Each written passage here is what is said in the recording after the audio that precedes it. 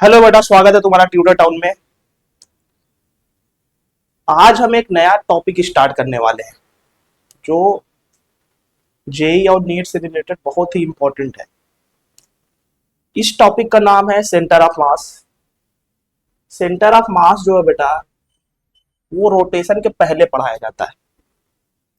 अगर रोटेशन के पहले पढ़ाया जा रहा है तो इसका यूज, सेंटर ऑफ मास का यूज, यहाँ पे हम सीखेंगे कंजर्वेशन ऑफ लीनियर मोमेंटम और ढेरों चीज इसमें है वो जो हमारा टॉपिक आगे आने वाला है रोटेशन, उसमें काम आएगा। तो सेंटर ऑफ मास नाम से ही पता चल रहा है, उसी मास का सेंटर को क्या बोलते हैं? सेंटर ऑफ मास। क्यों पढ़ते हैं पहले ये देखते हैं। हेडिंग टॉप चैप्टर का नाम क्या है? Centre of mass. Centre of मास को लिख देते हैं ऐसे, COM, सेंटर ऑफ मास। ध्यान से देखते हैं इसको। स्टार्ट करने से पहले इसका इंपॉर्टेंस देते हैं। इस इंपॉर्टेंस क्या है सेंटर ऑफ मास का, क्यों पढ़ते हैं, हमारे रियल लाइफ में क्या यूजेस है, कैसे ये हम इसको पढ़ेंगे, क्या इसका इंपॉर्टेंस क्या है। तो इंपॉर्टेंस ऑफ सेंटर ऑफ मास में देखिए, इंपॉर्टेंस ऑफ सेंटर ऑफ मास। अगर ये टॉपिक छूटा तो पक्का लिख लो, तुम्हें रोटेशन नहीं आएगा। रोटेशन नहीं आएगा, टॉप निकालने नहीं आएगा, क्योंकि सब कुछ इसी पे बेस्ड है, सेंटर ऑफ मास से। अभी तक हम क्या पढ़ रहे थे? लीनियर मोशन पढ़ रहे थे। लीनियर मोशन में क्या था कि किसी भी बॉडी को इस डायरेक्शन में ले जा रहे थे फोर्स लगा के। तो फोर्स लगाते थे तो क्या होता था, इसमें कितने पार्टिकल है? 1 2 3 4 अनंत। कितने पार्टिकल है? इनफाइनाइट पार्टिकल है। कहोगे सारे पार्टिकल का एक्सेलरेशन सेम था क्योंकि लीनियर मोशन था। तो लीनियर मोशन था, हम क्या लिखते थे? F इक्वल टू ma लिखते थे। लेकिन वहां मैंने ये तुमसे नहीं बताया था ए किसका है, कौन से पार्टिकल का ए है। रियलिटी में ए होता है सेंटर ऑफ मास। कहोगे अगर सेंटर ऑफ मास इसके सेंटर पे आया तो वो खुद का एक पार्टिकल होगा। जो सेंटर ऑफ मास होगा वो खुद का एक पार्टिकल होगा, खुद का एक पार्टिकल होगा, पॉइंट होगा जहां पे सारा मास अब इकट्ठा कर देते हैं, उसे बोलते हैं सेंटर ऑफ मास। तो कहोगे यहाँ पे कितने पार्टिकल इनफाइनाइट, तो सारे पार्टिकल का देखो सेम एक्सेलरेशन है। इसलिए हम जब F इक्वल टू ma लिखते थे तो यहाँ पे ए सेंटर ऑफ मास मैं नहीं बोलता था। लेकिन जब पार्टिकल रोटेशन में आ जाते हैं, थोड़ा सा कोई पार्टिकल को मैंने फेंक दिया इस तरीके से, मान लो ऐसे कोई चल रहा है, कोई पार्टिकल ऐसे है, ये ट्रांसलेशन रोटेशन भी कर रहा है और आगे भी बढ़ रहा है। यहाँ दो मोशन है, एक तो ट्रांसलेशनल मोशन है और दूसरा क्या है? रोटेशनल मोशन है। तो सारे पार्टिकल का पाथ देखो बेटा, ये पार्टिकल क्या करेगा? घूम भी रहा है, कुछ ऐसे जा रहा है, इसका पाथ का एनालिसिस करना बहुत डिफिकल्ट हो जाएगा। तो यहाँ पे एक पार्टिकल, सारे मास को एक जगह कंसीडर कर लो, उसे बोलते हैं सेंटर ऑफ मास। तो मान लो ये सेंटर ऑफ मास है मेरा, तो यहाँ पे हम क्या लिखेंगे? F equal to m a centre of mass. यहाँ जरूरत पड़ती है, यहाँ जरूरत पड़ती है सेंटर ऑफ मास का। यहाँ ढेर सारे पार्टिकल होंगे लेकिन सबके अलग अलग पार्टिकल होंगे, उसमें कुछ ट्रांसलेशन भी कर रहे होंगे, कुछ रोटेशन भी कर रहे होंगे।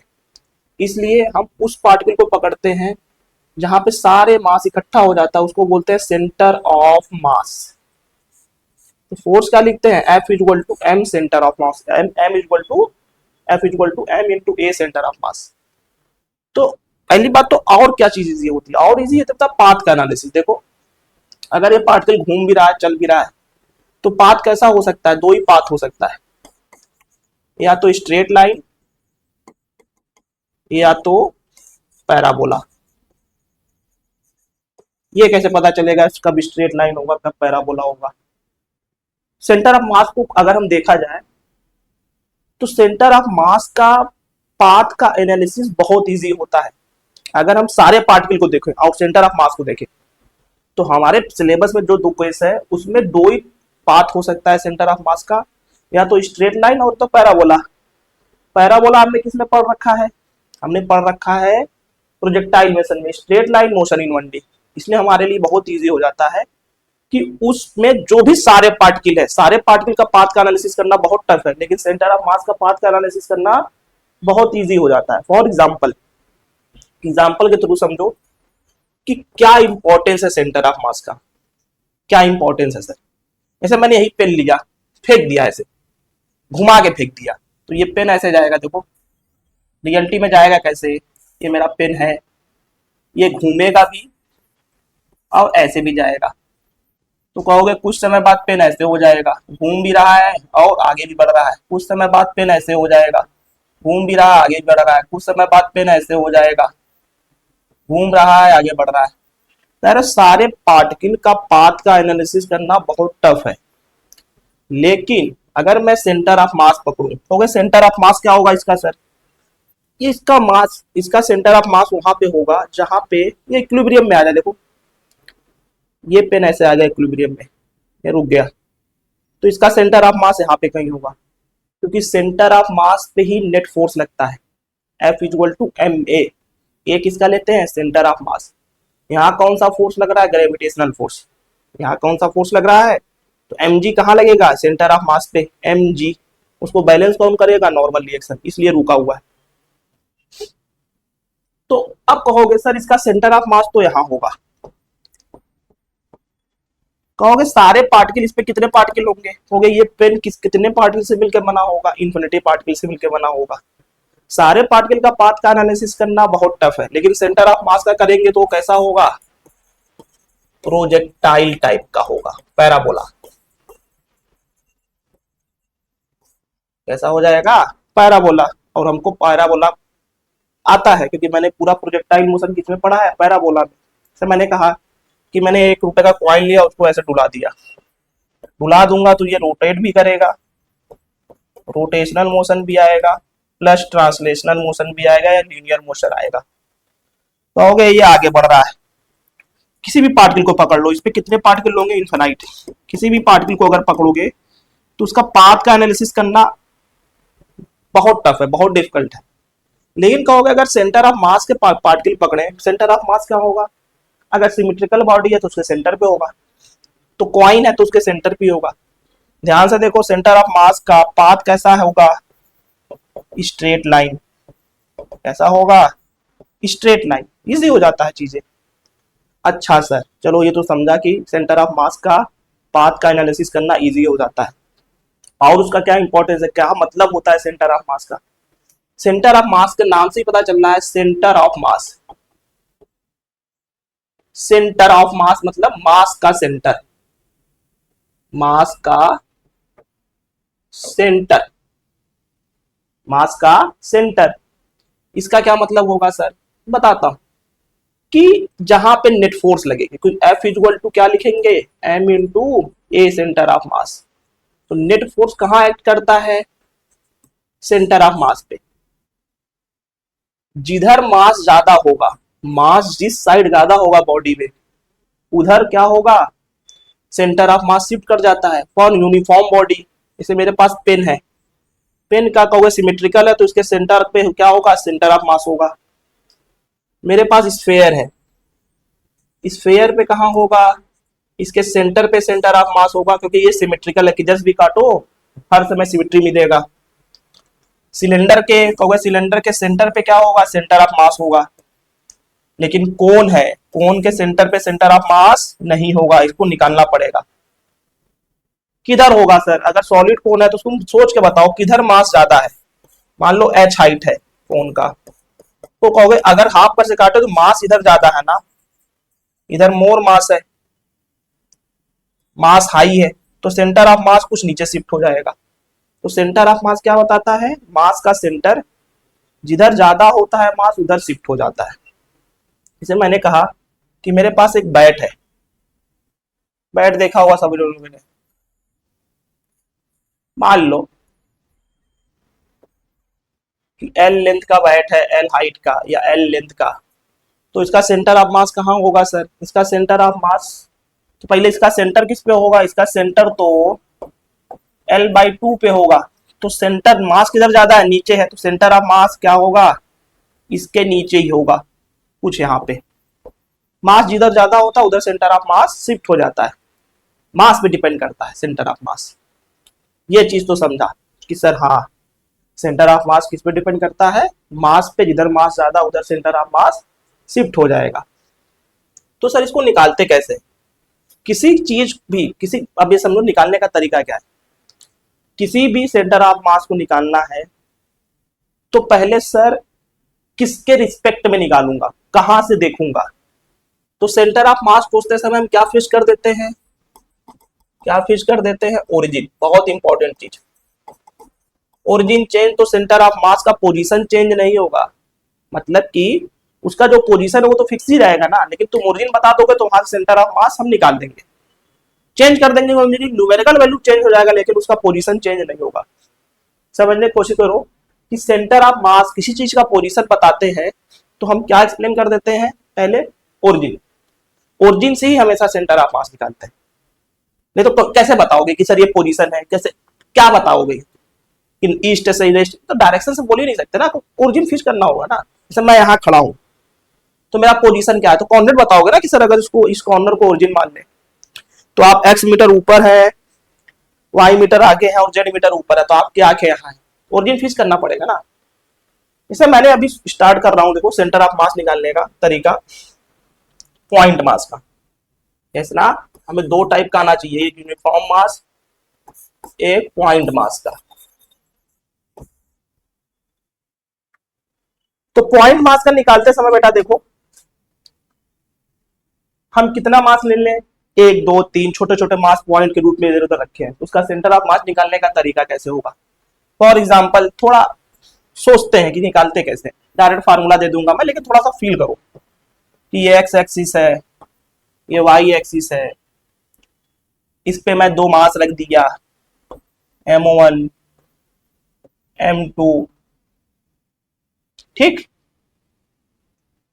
अगर वेक्टर के टर्म में लिखूंगा तो भी समझ में आना चाहिए, नहीं तो ऐसे नॉर्मली लिख दो, होगा ये M1 M2 क्या होगा, इसका कुछ कोऑर्डिनेट होगा, एक्स एक्सिस, वाई एक्सिस और जेड एक्सिस। इसी तरह इसका भी कोऑर्डिनेट क्या होगा, x1 y1 z1। अगर मैं पोजीशन वेक्टर के फॉर्मेट में लिखता हूं तो ये हो गया मेरा r1, ये मेरा हो गया r2, हो गया इसके सेंटर में ही कहीं सेंटर ऑफ मास लाई करेगा, तो ये मेरा हो गया सेंटर ऑफ मास का पोजीशन वेक्टर। तो r सेंटर ऑफ मास लिखने का फार्मूला जो होता है, पहला मास पहला पोजीशन वेक्टर, दूसरा मास दूसरा पोजीशन वेक्टर, एंड अब से ज्यादा है तो लिख दो डिवाइड बाय टोटल मास। ये तो मैंने वेक्टर फॉर्म में लिखा, लेकिन इसकी जरूरत पड़ती नहीं। पड़ती किसकी है, X coordinate, Y coordinate, Z coordinate. हो गया सेंटर ऑफ मास है तो इसका भी कुछ एक्स कोऑर्डिनेट होगा, एक्स सेंटर ऑफ मास होगा, वाई सेंटर ऑफ मास होगा, जेड एक्सिस है तो जेड सेंटर ऑफ मास भी होगा। ये लिखते हैं हम। तो आर सेंटर ऑफ मास को किस फॉर्म में लिख सकते हैं, तो कोऑर्डिनेट पता है तो लिख सकते हैं ऐसे, क्या देखो बेटा ध्यान से, इसको लिख सकते हैं X centre of mass I cap, Y centre of mass J cap, Z centre of mass K cap. लेकिन एक्स सेंटर ऑफ मास कैसे लिखेंगे, एक्स सेंटर ऑफ मास लिखना है तो एस कोऑर्डिनेट देख लो। अगर एस कोऑर्डिनेट देखेंगे, एक्स सेंटर ऑफ मास का फार्मूला क्या हो जाएगा, पहला मास उसका कोऑर्डिनेट, पहले मास आगे लिखते हैं ज्यादा अच्छा लगता है। पहला मास m1x1 plus m2x2 and so on divide by total मास। इसी तरह वाई सेंटर ऑफ मास कैसे लिखेंगे, वाई सेंटर ऑफ मास, ये वेक्टर नहीं है, इस पे वेक्टर नहीं बनाना। वाई सेंटर ऑफ मास लिखेंगे m1y1 plus m2y2 and total mass m1 plus m2 plus and so on. इसी तरह जेड सेंटर ऑफ मास कैसे लिखेंगे, m1z1 plus m2z2 plus total मास से डिवाइड कर दिया। ध्यान से देखिए, तो इसको पोजीशन वेक्टर के फॉर्म में लिख सकते हैं, हाँ लिख सकते हैं। अगर चीजें 1D में है तो सिर्फ एस कोऑर्डिनेट होगा, ये मेरा 1D में है, एक्स डायरेक्शन में है, एक्स डायरेक्शन में है। 2D में है तो दोनों होगा, एक्स एंड वाई बोथ, और 3D में है तो तीनों होगा, एक्स वाई जेड में तीनों में कोऑर्डिनेट आएगा। तो तीनों का कॉन्सेप्ट हमको आना चाहिए कि सेंटर ऑफ मास निकालते कैसे। इसी तरह बेटा देखो, कि ये तो फार्मूला हो गया, X centre of mass, Y centre of mass, Z centre of mass निकालते कैसे, किसी भी मास का सेंटर कैसे निकालते हैं वो पता चल गया। आगे बढ़ते हैं। देखो अगर मैंने टू मास सिस्टम बोला, very important, two mass system. अच्छा जो पिछला वाला था ध्यान से देखना, जो पीछे था इसको निकालते समय मैंने ओरिजिन फिक्स कर दिया, तब जाके ये बोला, क्योंकि x1 तुम्हारा इधर से होगा ओरिजिन से, x2 भी तुम्हारा ओरिजिन से होगा, x3 भी क्या होगा ओरिजिन से होगा, इसे y और z कोऑर्डिनेट भी सब कहां से लेंगे ओरिजिन से, इसलिए ऐसे करते हैं हम। अगर टू मास सिस्टम है मेरे पास, तो मेरे पास दो मास है, मान लो, मान लिया ऐसे लिख दिया, पहला m1 दूसरा m2। अगर दो मास सिस्टम है तो 100% सेंटर ऑफ मास इसी लाइन पे लाई करेगा, 100%, क्योंकि मास इसका सेंटर कहीं कुछ कहीं भी इसी लाइन पे होगा, लेकिन 100% इसी लाइन पे होगा। टू मास सिस्टम है, मैंने मोल दिया कि ये मान लो कि एक्स एक्सिस पे रखा है, ये मेरा एक्स एक्सिस है, और दूरी मान लेते हैं, तो अगर मैं इसको वाई बोला इसको एक्स बोला तो वाई में कुछ है ही नहीं, तो 1D में फॉर्मेट देख रहा है कि एक्स डायरेक्शन में ये मास रखा हुआ है, पॉइंट मास इसलिए छोटा मास मैंने लिया है, और मैंने इसको ओरिजिन मान लिया, तो ये इसका कोऑर्डिनेट कितना हो जाएगा x, 0। अगर मैं इसको ओरिजिन माना तो इसका सेंटर ऑफ मास कितना होगा, x सेंटर ऑफ मास होगा, x सेंटर ऑफ मास तो यही दूरी होगी, फार्मूला क्या हो जाएगा m1x1 plus m2x2 divide by total मास।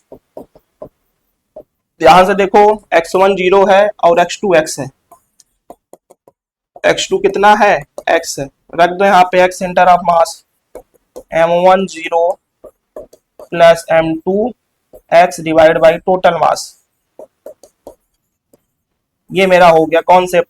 तो x सेंटर ऑफ मास कितना हो गया m2x upon m1 plus m2, ये मेरा सेंटर ऑफ मास हो गया। लेकिन सर अगर मैं इसे को और अच्छे से ऐसे लिखूं कि दो मास सिस्टम है, ये सेंटर ऑफ मास मैंने जब बोला तो ओरिजिन कहां पे था, ओरिजिन मेरा M1 पे था, M1 को मैंने ओरिजिन माना था। इसी को मैं ऐसे बोलूं कि मेरे पास दो मास सिस्टम है, एक M1 है एक M2 है, दोनों का सेपरेशन D है या R है, कुछ भी ले लो। तो अगर मैं इसको ओरिजिन मानता हूं तो इसका जो R सेंटर ऑफ मास या X सेंटर ऑफ मास आएगा वो क्या आएगा, ध्यान से देखो, अगर दोनों का सेंटर ऑफ मास इसी लाइन पे फिक्स होगा तो ये एक्स सेंटर ऑफ मास हो गया, ये मेरा सेंटर ऑफ मास हो गया। तो इधर से दूरी एक्स सेंटर ऑफ मास बोल दूं या r1 बोल दूं, ज्यादा सही रहेगा, सेंटर ऑफ मास ही निकालना हो, लेकिन उधर से भी खोलना होगा तो मैं इधर बोल दिया r1 दूरी का सेंटर ऑफ मास है, ये ओरिजिन है। तो कॉन्सेप्ट कितना आ गया, r1 कितना हो जाएगा, देखो यहाँ पे क्या था, सामने वाला mass total separation divide by total मास, तो सामने वाला मास कितना है m2 है, टोटल सेपरेशन d है, और ये हो गया m1 प्लस m2। इसी तरह कोई बोले कि नहीं नहीं नहीं हम ओरिजिन इधर मानेंगे, तो मान लो इधर r2 हो गया, r2 कैसे लिखोगे, उस वाले मास से सेंटर ऑफ मास की दूरी r2 हो जाएगा, सामने वाला mass divide separation total separation divide by total मास, कहीं भी लिख सकता हूं सेंटर ऑफ मास। ये मैंने क्या लिखा, position of centre of mass, position of centre of mass from origin. दो मास सिस्टम का है, ये रट लो कि अगर दो मास सिस्टम है, इधर से निकालना है तो सामने वाला mass total separation divide by total mass, इधर से निकालना है सामने वाला mass total separation divide by total mass.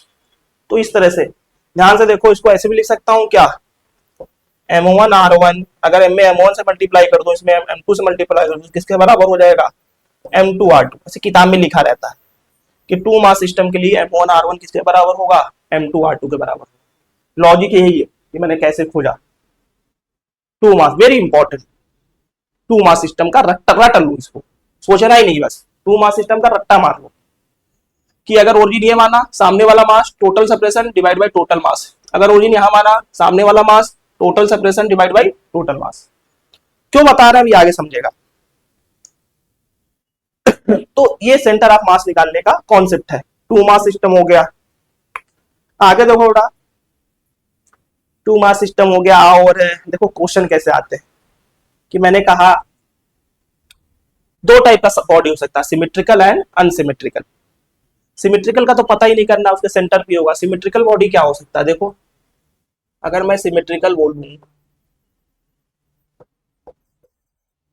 Symmetrical body क्या हो सकता है, जैसे रिंग हो गया तो इसके सेंटर पे होगा, रिंग हो गया, डिस्क हो गया, सेंटर ऑफ मास, डिस्क होगा तो अंदर एरिया भी डिफाइन कर दूंगा, इसके सेंटर पे होगा, सब सिमेट्रिकल है। स्क्वायर हो गया, क्या होगा जाएगा, इसके सेंटर पे सेंटर ऑफ मास लाई करेगा। सिमेट्रिकल बॉडी दो टाइप से मैंने देखते हैं, सिमेट्री देख सकते हैं, एक तो ये होता है और एक दूसरा सिमेट्रिकल देखते हैं along the axis. Symmetry along the axis, for example कि अगर एक्सिस के अलॉन्ग सिमेट्री दिखेगा तो भी हम सॉल्व कर लेंगे। ऐसे मैं कैसे समझाऊं तुम्हें, ऐसे मेरा ये सेमी सर्कुलर रिंग है, सेमी सर्कुलर रिंग है, तो क्या होगा, देखो दो एक्सिस हुआ, एक तो एक्स ये वाई एक्सिस हुआ, एक तो एक्स एक्सिस हुआ, किसके अबाउट सिमेट्री है, तो होगा ये देखो वाई एक्सिस के अलाउ, तो इसका सेंटर ऑफ मास तो इसी पे कहीं लाई करेगा वाई वाला, लेकिन एक्स वाला जिधर मास ज्यादा होगा उधर लाई करेगा। तो ऐसे आगे क्वेश्चन आएंगे सिमेट्रिकल देख के हमारा क्वेश्चन बहुत इजी हो जाता है कि किसके लॉन्ग सिमेट्री है किसके लॉन्ग नहीं है। जैसे मैंने बोला कि ट्रायंगुलर प्लेट हो गया, सिमेट्री किधर रहेगा, इसके लॉन्ग, तो यहाँ ओरिजिन मान लेंगे तो इसके अबाउट तो सेम ही रहेगा, दोनों तरफ हाफ मास मास है, लेकिन इसके अबाउट सिमेट्री नहीं है, इसके अबाउट सिमेट्री नहीं है, इसलिए इसका सेंटर ऑफ मास क्या होगा, इसके ऊपर नीचे, मतलब इसका सेंटर पे नहीं होगा, कहीं नीचे होगा जिधर मास ज्यादा होगा। तो सिमेट्रिकल से सेंटर ऑफ मास निकालने में काफी चीजें इजी हो जाती है। जैसे मैंने क्वेश्चन करा रहा हूँ, देखो ध्यान से कि मैंने एक इक्विलेटरल ट्रायंगल लिया,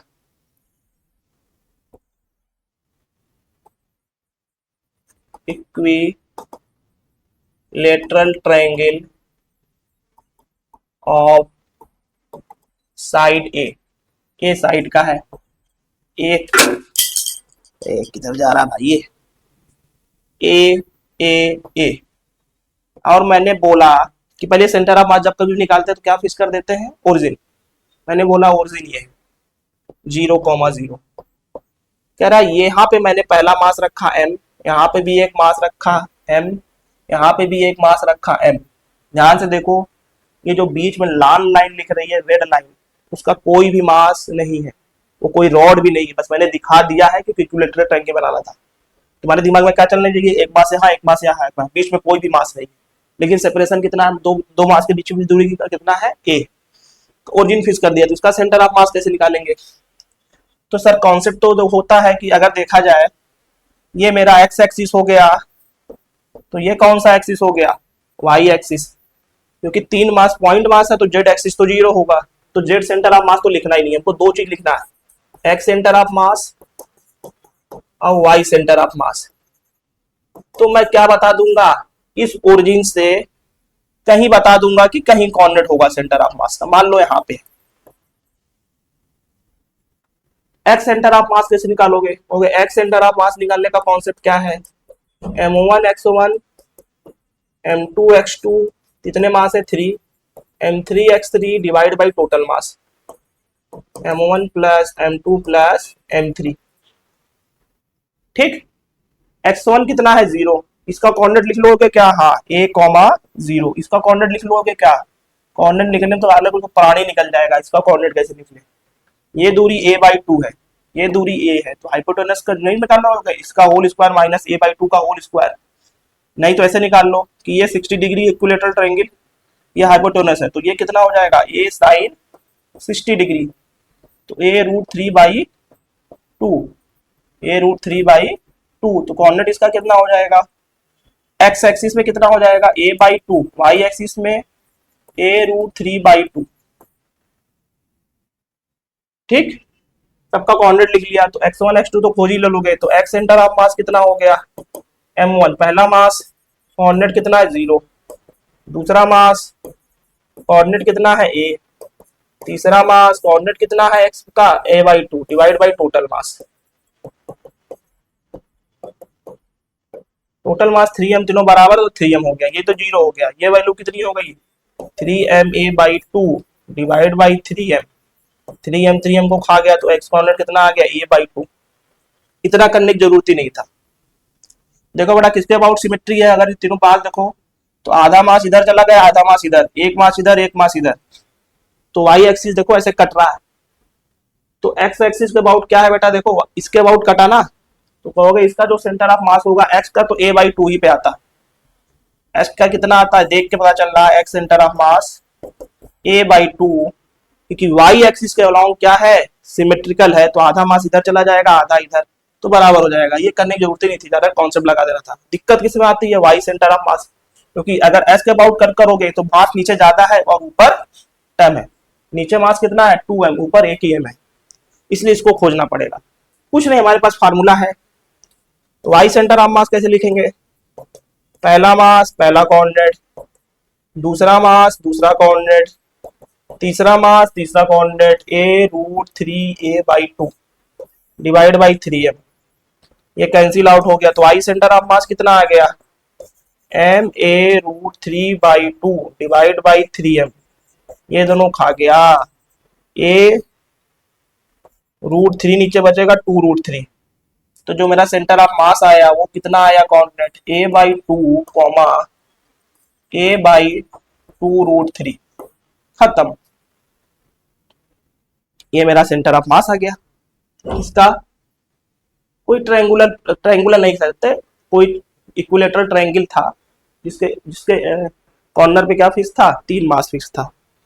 इसी तरह इसमें दूसरा क्वेश्चन बेटा देखो कैसे बताऊं, कुछ सिमेट्री वाला अच्छे क्वेश्चन करते हैं कि कैसे होगा वो। शेप बना लेते हैं इससे, शेप कहां से बनता है, यहां से। और किसका शेप बनाना है, ये बनाते हैं पहले। तो एक ऐसे बना लेता है, मुझे स्क्वायर बनाना है, बहुत बढ़िया। एक ऐसे बना लेता है, क्या टेक्नोलॉजी है भाई, मस्त एकदम शानदार। एक स्ट्रेट लाइन बनाना है, स्ट्रेट लाइन नहीं है क्या इसमें, है तो ये पहला स्ट्रेट लाइन, वाह भाई वाह। दूसरा स्ट्रेट लाइन अति सुंदर, तीसरा स्ट्रेट लाइन बहुत फैंटास्टिक बेटा, मजा आ गया। और एक स्ट्रेट लाइन बना देता है इसके लॉन्ग, तो एक्सिस पता चलेगा। ओ वाह भाई वाह, इसके लॉन्ग एक्सिस बना देता हूँ, ये वाई एक्सिस हो जाएगा, ये मेरा जेड एक्सिस हो जाएगा। अब बस, अब आ जाता हूँ पेन पे। ये मेरा एक्स एक्सिस है, ये मेरा जेड एक्सिस है, ये मेरा वाई एक्सिस है। मैं मास पुट करूंगा, देखो बेटा इसको मान लिया ओरिजिन 0,0। इधर देखो पीछे वाले को मास दूंगा, तुम्हें सब कुछ माने क्या है, कोई क्यूब है, क्यूब ऑफ साइड ए, कोई क्यूब है जिसका साइड कितना दिया है ए दिया हुआ है, तो मतलब ये भी ए है, ये भी ए है, हाइट भी ए है, ये ओरिजिन दे दिया। तो पहले वाले मास इस पे रखा m, इधर वाला सेंटर यहाँ पे रखा m, यहाँ पे रखा m, यहाँ पे रखा m, यहाँ पे रखा 2m, यहाँ पे रखा 2m, यहाँ पे रखा 2m, यहाँ पे रखा 2m। कह रहा find the centre of mass, find the centre of mass of the system, system का सेंटर ऑफ मास बता दीजिए कितना है। यहाँ पे m, यहाँ पे m, यहाँ पे m, यहाँ पे m, सब फ्रंट पे कितना है 2m 2m 2m 2m। तो पहले तो एक बेसिक कॉन्सेप्ट है, बेसिक फार्मूला है एक्स सेंटर ऑफ मास निकालने का, वाई सेंटर ऑफ 3D में है तो जेड सेंटर ऑफ मास भी आएगा। सबका कोऑर्डिनेट लिख लो, सबका कोऑर्डिनेट लिख के क्या करो निकाल लो। लेकिन सबका कोऑर्डिनेट तो वो तो बच्चे बच्चे ऐसे बच्चे जब सीखते हैं तब कोऑर्डिनेट लिखते हैं और निकालते हैं। थोड़ा हम क्या करते हैं सिमेट्री देखते हैं। अगर मैं वाई एक्सिस इसके अबाउट देखो सिमेट्री मिल जाए तो मेरा काम बन जाए। तो अगर वाई एक्सिस के अबाउट सिमेट्री होगा तो ए हाफ हाफ कटेगा, एक्स एक्सिस हाफ हाफ कटेगा, तो एक्स एक्सिस थ्रू डायरेक्ट आ जाएगा। अगर इसके अबाउट एक्स एक्सिस के अबाउट इधर से कटा हाफ हाफ, ऐसे समझो कि अगर वो एक्स एक्सिस हाफ हाफ कटा, एक्स एक्सिस के इधर भी मास बराबर उधर भी एक्सिस ये है, ऐसे कट करेंगे अगर इधर भी मास बराबर उधर भी मास बराबर, तो x axis x centre of मास कितना हो जाएगा, उसके सेंटर पे, उस मास के सेंटर पे। जैसे मैंने देखो एक्स एक्सिस को कट किया, एक्स एक्सिस कट करूंगा तो चेक करते हैं क्या मास दोनों साइड बराबर है क्या। ये मैंने कट मारा, इधर टोटल कितना है 1m 2m, और ये कितना आ गया, इधर कितना है 6m है, इधर भी कितना है 6m है। तो एक्स सेंटर ऑफ मास मैंने डायरेक्ट लिख दिया कितना, a/2। निकाल के देख लेना, उसमें जो फॉर्मूला लगाओगे वो है लगेगा। टोटल कितने मास है, एक्स मास है, तो m1 x1 plus m2 x2 divide by total mass. Total mass कहां तक जाएगा 8 मास तक, m8। करते रहो पागल हो जाओगे। अगर मैं y एक्सिस को कट करूं, अगर बराबर कट रहा है तो वहां भी बात बन जाएगा, कट करके देखते हैं। तो अगर y एक्सिस कट मारूंगा तो m ऊपर 6m नीचे भी 6m। तो ध्यान से देखो, ऊपर लिख दिया कितना 6m, नीचे भी कितना लिख दिया 6m, और कट हुआ बेटा y एक्सिस अबाउट। तो मतलब ये तुम्हारा हाफ कटा होगा, ये हाफ कटा होगा। तो y एक्सिस के अबाउट सेंटर ऑफ मास कितना हो जाएगा, y एक्सिस के अबाउट, y एक्सिस के अबाउट सेंटर ऑफ मास हो जाएगा a/2। z के अबाउट देख लेते हैं। अगर मैं z के अबाउट कट करूंगा, इधर देखो ये वाला प्लेन, तो पीछे कितना है 1 2 3 4, आगे कितना 2 2 2 4, अरे सर ये तो हो ही नहीं रहा z के अबाउट, और ओरिजिन ये है। तो z के अबाउट अगर मैं देखूं तो पीछे 4m, आगे है कितना 8m। तो z के अबाउट कुछ ऐसे हुआ क्या, पीछे है कितना 4m, आगे है कितना 8m, सेपरेशन कितना है a, यही तो विड्थ होगा ना। ओरिजिन मेरा पीछे है तो ओरिजिन ये हो गया। तो जेड सेंटर ऑफ मास निकाल सकता हूं क्या टू मास सिस्टम लगा के, हाँ लगा सकते हैं भाई, ये तो इजी कर दिया मेरा क्वेश्चन, टू मास सिस्टम। तो अगर इसके अबाउट ओरिजिन है, इसके अबाउट निकालना है, तो जेड सेंटर ऑफ मास कितना हो जाएगा, सामने वाला mass total separation divide by total mass 8m plus 4m, ये 8m a डिवाइड बाई 12 में आ गया, m का m खा गया, यहाँ या 2 यहाँ या 3, तो आंसर कितना आ गया 2a/3। तो मेरा जो सेंटर ऑफ मास का कोऑर्डिनेट आ गया वो कितना आ गया a/2, जो मेरा सेंटर ऑफ मास आया, सेंटर ऑफ मास x नहीं, जो मेरा सेंटर ऑफ मास आया उसका कोऑर्डिनेट कितना आ गया a/2 2a/3। अगर मैं कोऑर्डिनेट लेके करता तो बहुत लेंदी होता, उसमें कहीं ना कहीं मिस्टेक होने की जरूरत होती है। तो सिमेट्री देख के हम बहुत कुछ सॉल्व कर लेते हैं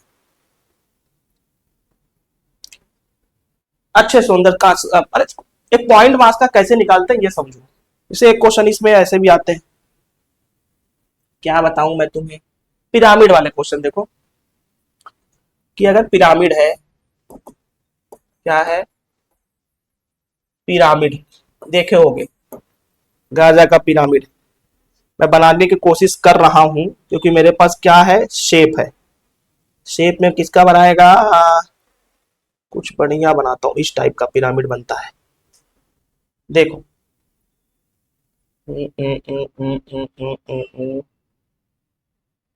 ना ना ना ना ना ना है, इरेज भी नहीं हो रहा भाई, ये तो इधर बना देता हूँ, इधर से खींचता हूँ तो समझ में आएगा। आधा जिंदगी तो इसे सीखने में ही चला जाएगा। इसको लेता है और इधर से बनाता है, शानदार तो बनेगा। ये हो गया। अब लेता है स्ट्रेट लाइन, एक स्ट्रेट लाइन इधर से लेता है, एक इधर से। भाई देखो मैं 3D में बनाना रहा हूं, कोई चीजें गड़बड़ होगा तो समझ लेना कि मैं क्या बनाना चाह रहा था। एक इधर से, एक इधर से, हाँ कुछ पिरामिड की तरह दिख तो रहा है सर। और मैंने बोला कि ये मास मैंने रख, ना ना ना ना ना ना, ये मास रखा मैंने m, ये मास रखा m, ये मास रखा m, ये मास रखा m, और इसके टॉप पे मास रख दिया m। सबका साइड दे रखा है, ये भी साइड a है, ये भी साइड a है, और इसका हाइट है a। मैंने प्लेन से वो टॉप वाले मास का हाइट कितना है, ए है। कह रहा इस सिस्टम का क्या बता दो, सेंटर ऑफ मास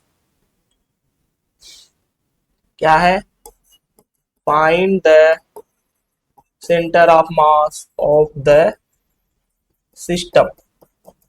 मैं ओरिजिन बोल देता हूँ, ओरिजिन क्या ले लूं मैं, ओरिजिन कुछ भी ले लो, या तो ओरिजिन इसे ले लो या तो सेंटर इधर से ले लो। करा कैसे जाता है देखो ध्यान से, इसमें तो अगर कोऑर्डिनेट लगा सिस्टम लगाओगे तो पागल हो जाओगे, सच्ची बता रहा हूँ।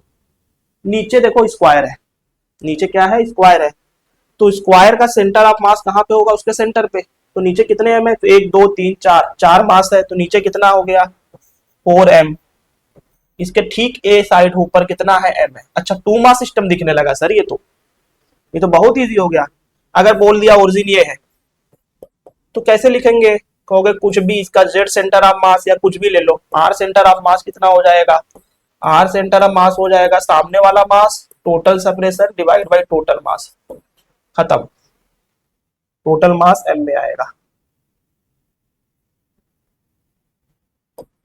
तो कितना आ गया R centre of mass, R centre of mass नीचे से कितना आ गया a/5, ऊपर से निकालना हो तो निकाल सकते हैं क्या, तो ऊपर से कितना आ जाएगा a-a/5, कहीं भी पूछेगा निकाल देंगे सर, क्या है इसमें। पिरामिड वाले क्वेश्चन भी हो गए।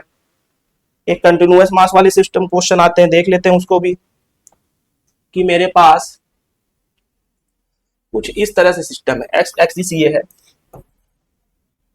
और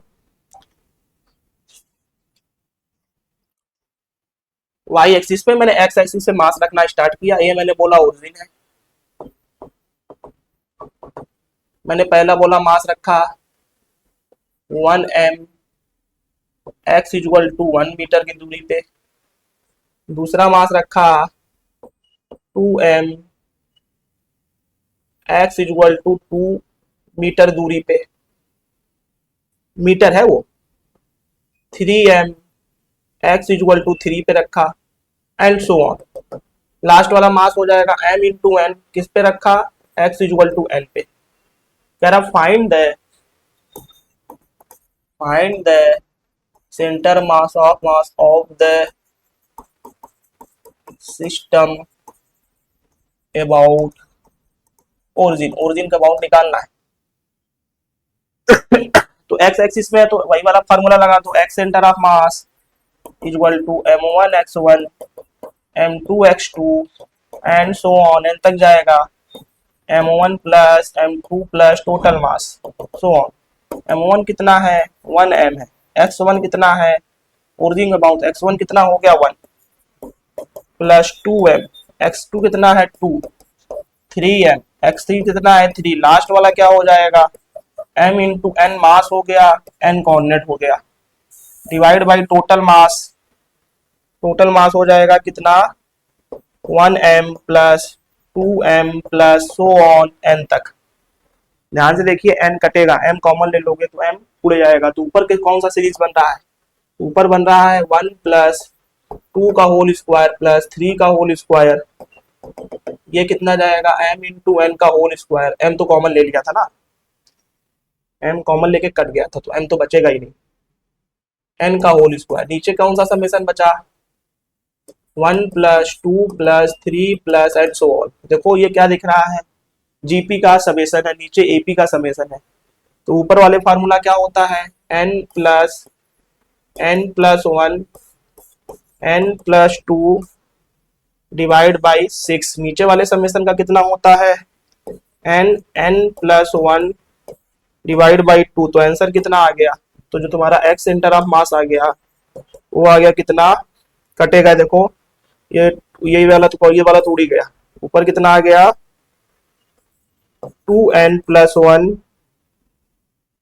गड़बड़ किया क्या मैंने, यहाँ पे जो समेशन में होता है वो 2n होता है, 2n plus 1, 2n plus 1 divide by 3, ऐसे भी क्वेश्चन आते हैं।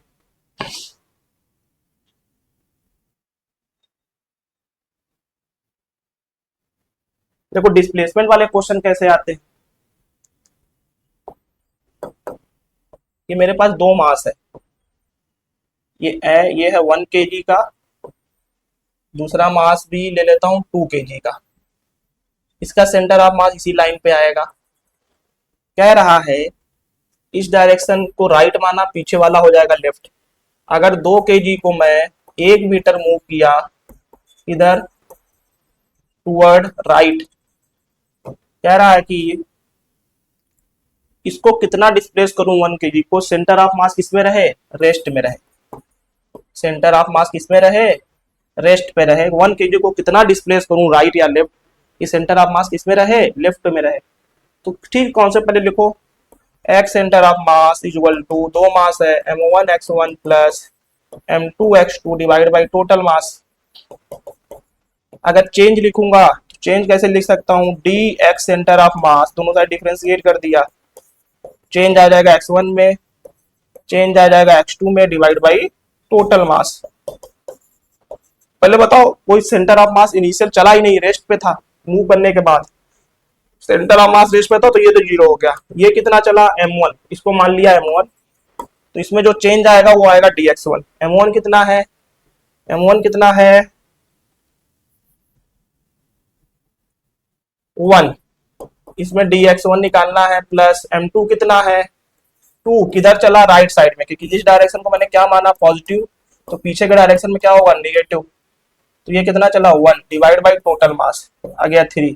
तो ये देखो 3 तो उधर जाकर dx1 इक्वल टू कितना आ गया, -2 मीटर। -2 मीटर किधर चले, मतलब कि मुझे लेफ्ट डायरेक्शन में, लेफ्ट में कितना चलना पड़ेगा, 2 मीटर। जब 2 मीटर 2 को चलाएंगे, क्योंकि मास जब मूव करेगा तो सेंटर ऑफ मास मूव करेगा ना। कह रहा है ऐसा किसको कितना मूव करूं, अगर 2 को इधर मूव करूं, 2 को 2 मीटर पीछे मूव करूंगा तो सेंटर ऑफ मास हिलेगा ही नहीं।